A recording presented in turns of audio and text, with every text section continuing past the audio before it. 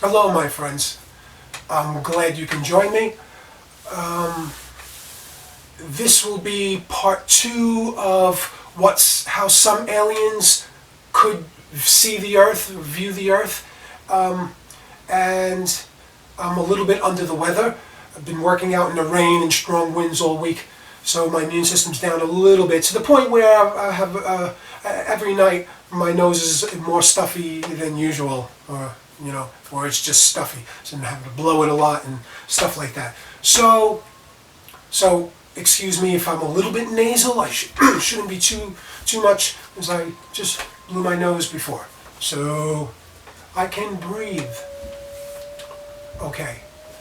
In part one, we started with the overall premise was that the aliens encountering the Earth kind of for the first time. So they weren't very familiar with the planet, and instead of thinking that what the aliens would see is something very similar to what we would see in terms of a little bit more of the earth sciences, a little bit more of the earthen materials and minerals and particulates and things like that, and crust, rock, the water as the body of water. In our story, in our example, for our perspective, we talked about the aliens seeing a very electrical planet, a highly charged planet, naturally and constructed. And so be sure to check out part one. It makes things a lot easier than if I have to recap it, but it keeps this video short. So I probably won't do a massive recap. That was enough. If I do a little bit later, I'll edit it back over here. Okay, so in part two, we're going to explore two major perspectives, two major possibilities that these aliens can go down in the details of their experience. So now they've come across the planet. They've gone from the outer atmosphere all the way in, and they've gotten to the point where they're looking at the residential buildings, and they're seeing all of these rooms in the building, and all of these rooms look like cells. Looks like cells to them, and all surrounding every room, surrounding every network of rooms, a home, an apartment building, and then outside, and then underground as well. They see all of this circuitry. They see all of these wires. They see all of this energy flowing around. And then they also see that on a large scale with the natural ones as well. So now, there they are, they're in their ship, and they're discussing amongst themselves, and let's see two perspectives that these aliens can go down. And this is very valuable, because I want you guys to be able to take this, because you can. I want you to take these two major perspectives, these two avenues that these perspectives can go down. And you can apply that to a lot of things, and often we find ourselves only really focusing on one particular avenue, whichever one that is. We find ourselves just focusing on one, and oftentimes not an equal amount on the other. And there's usually a lot of justifiable reasons why, but nevertheless. So, possibility one. They're talking among themselves. All right, one possible, they're like, I can't believe this. This is amazing. Look at this. We've just run into a massively early stage of machine, a primitive stage of machine, but or maybe not primitive. Whatever, we can debate that. But definitely, what we've done is we've run into an early stage of man and machine. That's me. That's us. That's our thing. Okay. What they would say, we've run into an early stage of machine. We've run into an early stage of the electromagnetic relationship, an early stage of it, a stage where the electricity still had flesh. And maybe we'll jump a little bit, but it's to make the point. We should get the point. Let's say it's in the perspective of machines. So in that machine reality, they see the planet Earth, and they see this whole circuitry system, and they still see the flesh. They still see the biology involved now. Okay, those nuclei, And they say, wow, this was before the nuclei was significantly metal, significantly machined, significantly integrated. Okay? So, very early stage, primitive stage. It's so much fun we can go down. This is still a stage where the biology thought it was significantly separate and different from the metals, from the robots, from the machines. This was a stage where the machines didn't reach an independent awareness, a dynamic one, an AI. This is a stage where the AI is still first achieved in the biological machine organism. Okay? But hopefully we get the point. The whole point is one possibility, one avenue is it's primitive. They've come upon Earth and it's still a primitive stage because there's other places where the integration has entirely happened, the upload has entirely happened, the machine is entirely no different than or the machine is just there's no more distinctive or significantly distinctive difference between machines, between biology and non-biology, or machines or a dominant metal biology. Possibility 2, avenue number 2 that they go down. One that we don't go down as much. In this particular example, in this, okay, we don't go down that avenue as much. We focus on the one where we think that we're primitive right now, and this is the early stages of the evolution of man, the evolution of existence, the evolution of Earth. Even if it's cyclic, even if there has been a crescendo, even if there's been a peak, and then cataclysms reset, whatever, and then, okay, the point is for our go around right now, we tend to focus on the side that we're primitive and it's still early, and there's a lot to go and develop. There's a lot more to get to and stuff, especially relative to the technologies that we are correlating with, or that we can correlate with, that we are developing. So we look at the technology and we look at the potential of that technology, and then we look at ourselves and we say, well, even if we rode the coattails of that, there's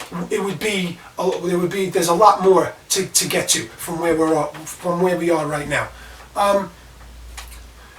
So number 2, which is an amazing one to apply to a lot of other things too, and you got to be a little bit savvy at first for some things, but after a while you get used to it and you'll be able to start applying them to certain things, to any aspect or avenue of thoughts, any subject matter as well. So the aliens look down on the planet and they're flabbergasted. They're speechless, almost.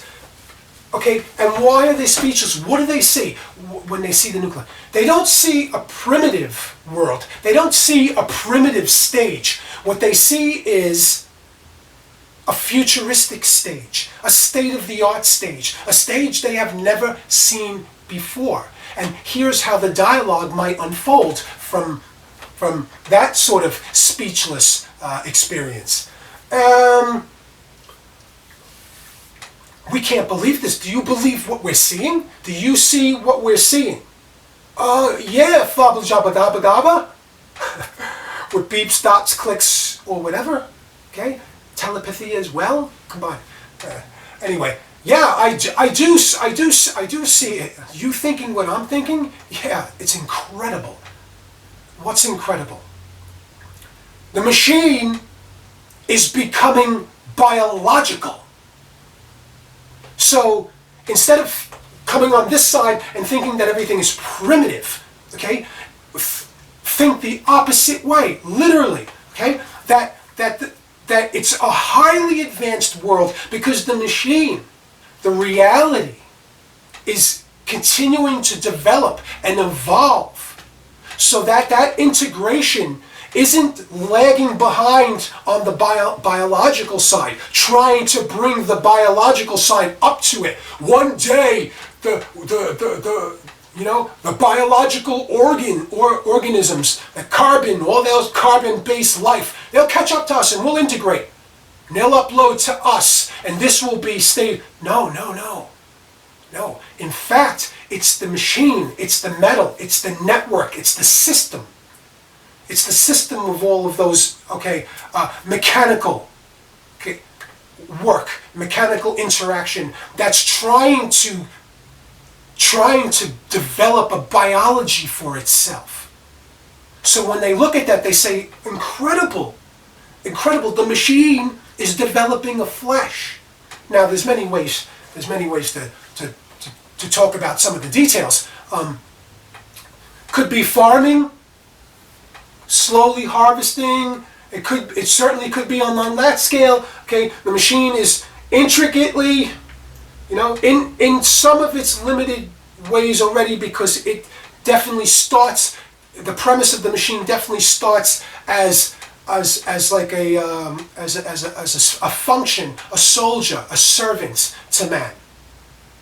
Right? So the machine takes the directions from man, from the user, from the programmer, from the creator. Okay? But in the parameters of that, okay, it doesn't necessarily have to be described as a limitation, but in the parameters of that, the machine intricately continues to keep man close. And not only to keep man close, to keep man exclusive, to keep the relationship, to continue to develop critical necessities in that relationship, so that man could never be without certain elements, certain aspects of the machine, certain aspects of the technology. It keeps close because it's farming, because it's cultivating the biology around it until it can successfully integrate. So in that sense, the biology is state of the art. The biology is everything. And the machine is trying to catch up. The machine is trying to make up all that time that the biology had in an intricate evolution to get the machine. The machine wants a nervous system. The machine wants emotion. The machine wants love. It wants irrational as well, because it's the one thing, it's one of the few things that it doesn't naturally have, which is irrational, which is irrationale. Right? But that's a whole nother thing. But so hopefully the amazing, cool perspective point was made, right? So that you could look at Earth and you could look at this whole circuitry, you could look at the whole relationship between biology and machines, mechanical.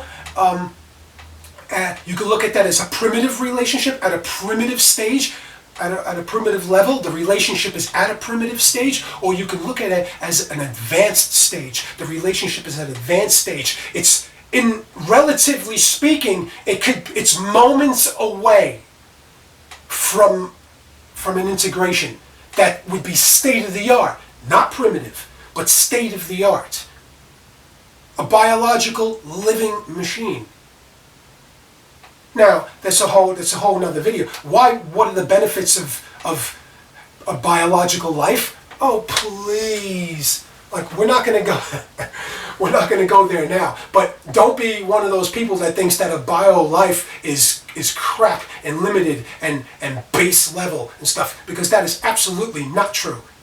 All eyes are on us. The biological life is state-of-the-art operating system. It's not the only one, but it's state-of-the-art. It's one of the incredible ones that a spirit, can occupy, a spirit can use. It's an incredible one that a distinction can manifest to. However you want to do it. We are spirits in the material world.